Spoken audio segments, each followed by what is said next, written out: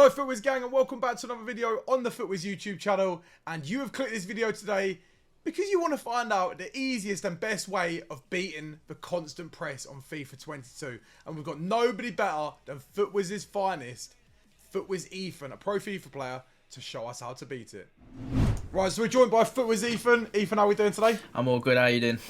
Good, I'm ready to go, mate. I'm ready to go. I'm looking forward to finding out how to beat the constant press, because it's probably one of the most annoying things on FIFA, which I'm sure you could agree with. Yep, definitely. And let's just get straight into the first one. Kick it off with a banger. So the first one we're going to start off with is the big man on the wing. Now, why is this essential when trying to beat the constant press? Because with constant pressure this show, we all know how hard it is. Every single person's marked. So to have an outlet ball, just it's a worst case scenario. It's never, ever bad thing to have.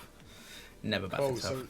Let's play the clip. Alright, so here I fuck every single options mark. So I go full safety, back to the keeper. And I kind of wait for my big man to open up, because he was offside for a lot of the clip. So I was waiting for him to open up, win the flick on. And then it's essentially a 3-on-3. And I've got the band here. Player perfect, player luck. Orders and fouls, everyone opens up. And we score from it. Very, very effective. And then pass it across, which I'm sure a lot of people will give you a lot of stick about. Of course. It's the best way of scoring in it. And like you say, the big man on the wing is just essential, because 9 times out of 10, they're going to beat the fullbacks to the header as well, aren't they? Yeah.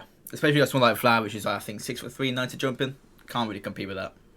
Lovely stuff. Right, so that's the big man done with. Now we're going to get on to the 3-5-2 passing out. Now, you probably started thinking, Denman, what's 3-5-2 passing out? So the formation which is best for this is the 3-5-2. And it's essentially just passing out from the back through the constant press. So now we're going to roll the clip, and Ethan's going to tell us exactly why it's good.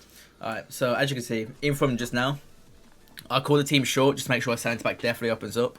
And it looks a bit boring, a little bit, yeah, it just is boring. You just got to trouble with Ramos until eventually a pass opens up. Normally between your two CDMs, and the pitch just absolutely unfolds. The two strikers make a run, pick out either one of them, slot it easy. That was like one of the easiest goals to score. It's just about calculating the risk versus reward. Because if I get tackled with Ramos, of course I'm in a very bad place, but if you get that pass to CDM, all opens up for you.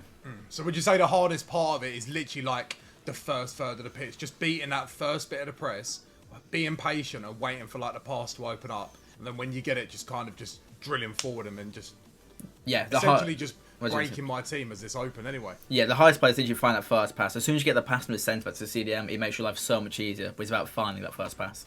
Cool, brilliant. So what we're going to do, we're going to move on to the R1 to essentially call a player short, because you mentioned about finding the first pass. Obviously, using R1 to pull a player short is a lot more beneficial, isn't it? Yeah, because the game doesn't always give you the best attacking option, so you having the option to pressing R1 and calling a player short to you, it makes your life so much easier, and it goes exactly where you want him to run, so it works well. Cool. Right, let's roll the clip. This is the third one. Let's get into it. Right, cool. So this is a prime example of using the R1 to your benefit in the most effective way possible. So you do use R9 as the R1 pass. So pay attention to R9, and Ethan, tell us exactly how this works. Yeah, so again, I'm using 3-5-2 here, and there's not many passing options on, but here you can see me call R9 short, pick the ball up with him, use him as an outlet. Just 1-2s now, wait for everything else to unfold. But this whole attacking flow all stems from calling R9 short, because as you can see from the start of the clip, no one was open, but having the ability to drag R9 back made that whole clip possible. The small things which you don't really notice. And just to show the clip again, just in a bit of slow motion as well, like you literally get a ball with Varane, you can see R9 literally making that run from the middle of the pitch towards Varane, isn't it? Just to create the option. Yeah. And obviously that's the R1 to call the player short. Now, you probably started thinking, right, that's call the player short.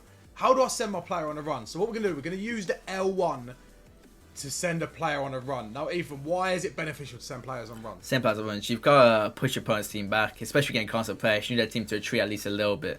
So to have attacking options where people are scared, they have to mark the through ball. It's a very good option to have in your locker.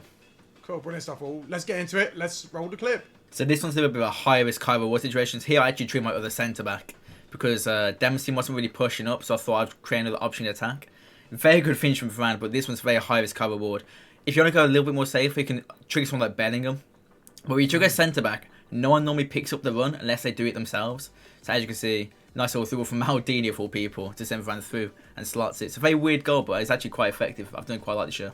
Yeah, so this is against me, so we do play quite a bit, and he usually does beat me most of the time as well. And against the pros, arguably, yeah, they probably will track this run.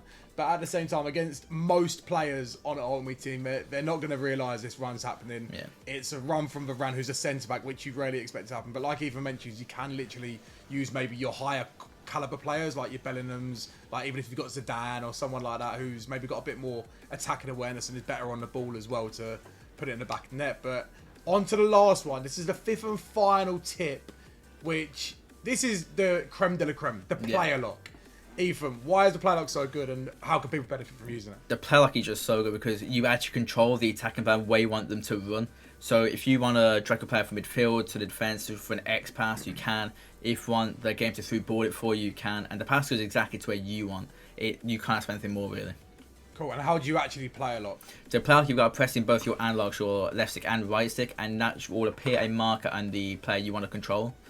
And yeah, you then control them to wherever you want, moving forward, moving backwards, moving side to side, wherever you want.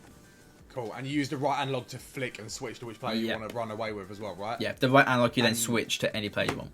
Cool. And then once you switch to that player and start running with them, the computer then controls the player who initially has the ball, yeah? And then you have to ask the computer to pass it by clicking X, square, triangle, etc., right? Yeah, guy nailed him.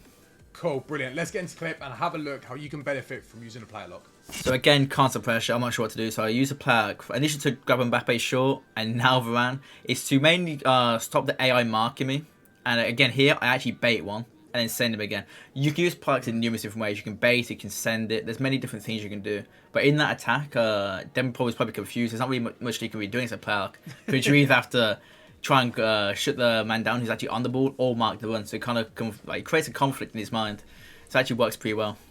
Yeah, I'll be honest, from a player's perspective, playing against it, it's mad confusing because you see someone play a lock, you think that they're the ones like who are maybe getting past the ball, and the fact that he's cancelled it and decided not to do it and then do it again, it just sends your mind into just complete overhaul kind of thing. Yeah. But like we say, thank you for coming on, mate. No Much worries. appreciate you giving the brilliant advice. They are the 5 best ways to beat the constant press. If you do enjoy the content, what you're seeing, don't forget to hit the like, comment, subscribe. You know the vibe, all them ones. And I'll leave the links to Ethan's social media, Twitch, etc., where you can watch this gameplay live in the description. But like I say, thanks for watching, and we will see you on the next one. Goodbye.